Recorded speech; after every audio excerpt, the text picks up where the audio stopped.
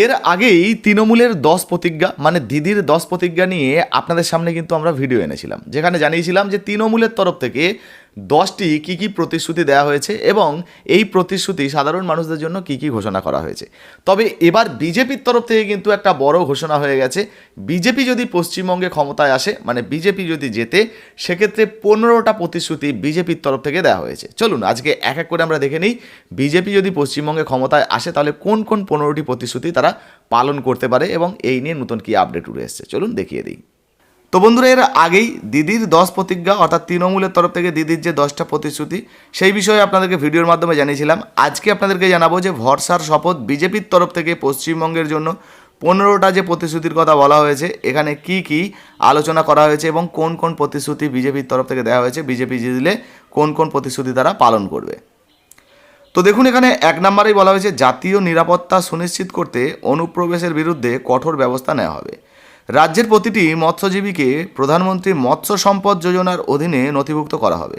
অর্থনীতিকে চাঙ্গা করতে পশ্চিমবঙ্গকে একটি শীর্ষস্থানীয় শিল্পকেন্দ্র এবং দেশের অন্যতম প্রধান মাছ রপ্তানিকারক রাজ্যে উন্নীত করা হবে। এরপরে দেখুন বলা হয়েছে গত 15 বছরে তৃণমূল সরকারের দুর্নীতি এবং আইন শৃঙ্খলার অবক্ষয়ের খতিয়ান তুলে ধরতে একটি বিশেষ শ্বেতপত্র প্রকাশ করা হবে। অভিন্ন দেয়ানিবিধি বাস্তবায়নের জন্য আইন প্রণয়ন করা হবে এবং গবাদি পশু পাচার রোধে কঠোর ব্যবস্থা নেওয়া হবে।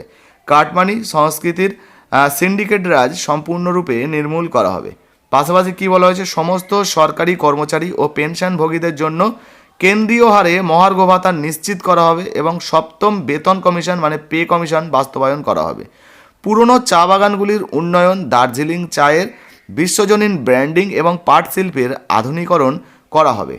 এরপরে দেখুন বলা হয়েছে আগামী 5 বছরে 1 কোটি মানুষের জন্য নতুন চাকরি ও স্বনির্ভর হওয়ার সুযোগ তৈরি করা হবে এবং বেকার যুবক যুবতীদের কর্মসংস্থান সুনিশ্চিত না হওয়া পর্যন্ত প্রতি মাসে 3,000 টাকার আর্থিক সহায়তা প্রদান করা হবে।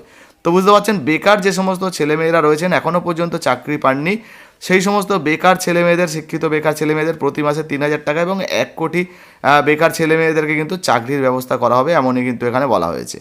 ভারতীয় সংবিধানের 8ম তফসিলে কুরমালি ও রাজবংশী ভাষাকে অন্তর্ভুক্ত করা হবে। এরপরে দেখুন বলা হয়েছে মহিলাদের নিরাপত্তার জন্য থাকবে বিশেষ মহিলা পুলিশ ব্যাটালিয়ন দুর্গা সুরক্ষা স্কোয়াড। তো দুর্গা সুরক্ষা স্কোয়াড নামে মহিলাদেরকে সুরক্ষা করার জন্য কিন্তু এই একটা পুলিশ বাহিনী তৈরি হবে। রাজ্যের সমস্ত সরকারি চাকরিতে মহিলাদের জন্য 33% আসন সংরক্ষিতও থাকবে। এরপর দেখুন বলা হয়েছে আয়ুষ্মান ভারত যোজনায় বাস্তবায়ন ও সমস্ত কেন্দ্রীয় সরকারি প্রকল্প চালু করা হবে। মহিলাদের জন্য বিনামূল্যে HPV টিকাকরণ ও স্তন ক্যান্সার পরীক্ষা চালু করা হবে। এবং দেখুন বলা হয়েছে উত্তরবঙ্গে একটি নতুন এইমস নির্মাণ করা হবে এবং উত্তরবঙ্গে নতুন করে IIT ও IIM ক্যাম্পাস স্থাপন করা হবে। এই জায়গাটা আপনারা ভালোভাবে পড়ে নিতে পারেন। এরপরে দেখুন বলা হচ্ছে মহিলাদের নিরাপত্তার জন্য থাকবে বিশেষ মহিলা পুলিশ ব্যাটালিয়ন, যেটা আগেই আপনাদেরকে বললাম। আচ্ছা, এবার দেখুন মহিলাদের স্বাবলম্বী করতে প্রতি মাসে 3,000 টাকা করে আর্থিক সহায়তা প্রদান করা হবে। অর্থাৎ বিজেপি যদি পশ্চিমবঙ্গে ক্ষমতায় আসে সেক্ষেত্রে 3,000 টাকা করে মহিলাদের ব্যাঙ্ক অ্যাকাউন্টে প্রত্যেক মাসে দেওয়া হবে। একটি বিশেষ বন্দে মাতরম সংগ্রহশালা তৈরি করা হবে। এরপরে ধান, আলু ও আম চাষে বিশেষ সরকারি সাহায্য এবং কৃষকদের জন্য ফসলের ন্যায্য মূল্য সুনিশ্চিত করা হবে।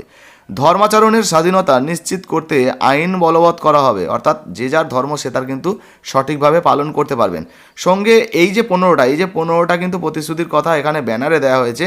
আর একটা ঘোষণা নতুনভাবে হয়েছে, আপনাদেরকে জানিয়ে দিই যে PM কিষাণ যোজনায় 6,000 টাকার সঙ্গে 3,000 টাকা বেড়ে কিন্তু 9,000 টাকা করা হবে, এমনই কিন্তু একটা আপডেট উঠে এসেছিলো। এর আগেও ভিডিওর মাধ্যমে আপনাদেরকে জানিয়েছিলাম, আবারও কিন্তু এই ভিডিওতে যুক্ত করে দিলাম সেটা। তো দেখতে পেলেন বিজেপির তরফ থেকে যে 15টি প্রতিশ্রুতি দেওয়া হয়েছে সেটা কিন্তু আপনাদের সামনে তুলে ধরলাম। এই নিয়ে আপনার যদি নিজস্ব কোনো মন্তব্য মতামত থাকে অবশ্যই লিখে জানাবেন। ভিডিওটা কোনো রাজনৈতিক প্রেক্ষাপটে না দেখে তথ্যমূলকভাবে দেখবেন।